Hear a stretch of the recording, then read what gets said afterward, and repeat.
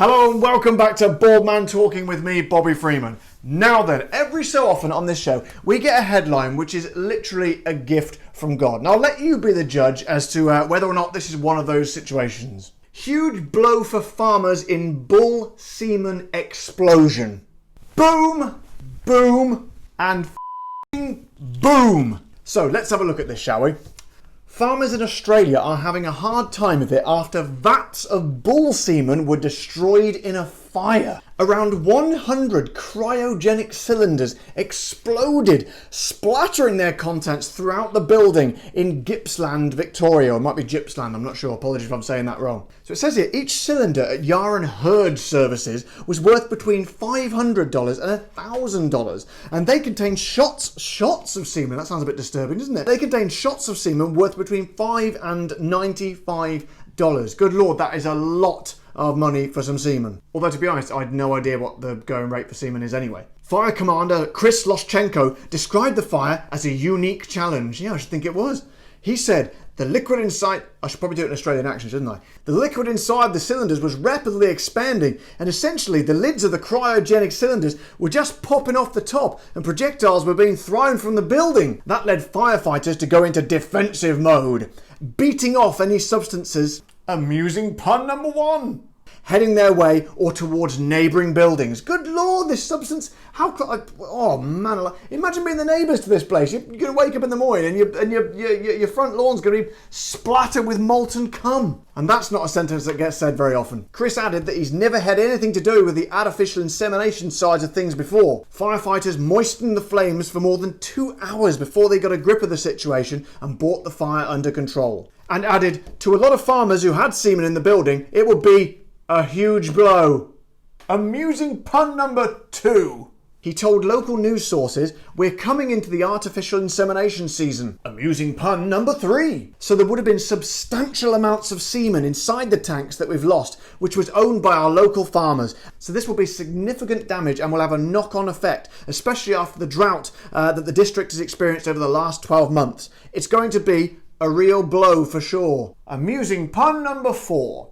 Okay. Let's slow this all down for a second, right? Now, I'm thinking straight away here, if you're working in this place, whoever's running this distillery, right?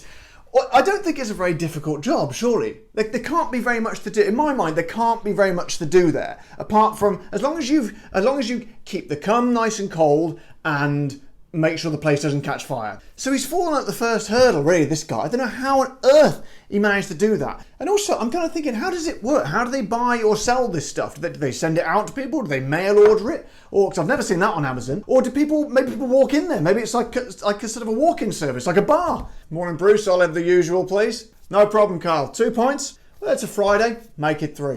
Also, presuming this place is insured, can you imagine ringing up, making the claim for that? Hello, yeah, I'd like to make a claim for 10,000 gallons of bull semen.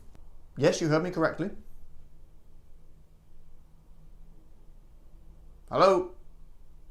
Hello? The trouble is, on the face of it, it's a tragic story. Now, any other business that burnt down and sort of exploded essentially, you think, oh God, this is terrible, this is awful. Add a bit of bull semen, we live in a society when that is going to be funny. So the poor guy's lost his business. Like I say, I hope he's insured, but if he hasn't, even if he is insured, he's going to be out the market for ages. It's going to take him a long time to build up all that stock. He's going to have to wank off a few balls to replenish it. Assuming that's how they do it, I don't know. Maybe someone could write a comment in the section below if they are an expert in this area. And if you are, how the fuck did you get to be an expert in that area? You pervert. So to the guy who owns this company, Herd Services, is it? I love how they call it just a generic name. I mean, you'd have to really. Herd Services would be fine written on a t-shirt, wouldn't it? But if you named it literally, Bovine Bull Jerkers Limited, I tell you what, you laugh, but that's got a hell of a ring to it. Maybe this is a chance now to reinvent the company. This might just be,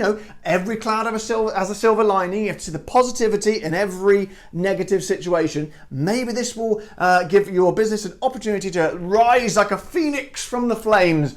Bovine Bull Jerkers Services. You're welcome, my friend.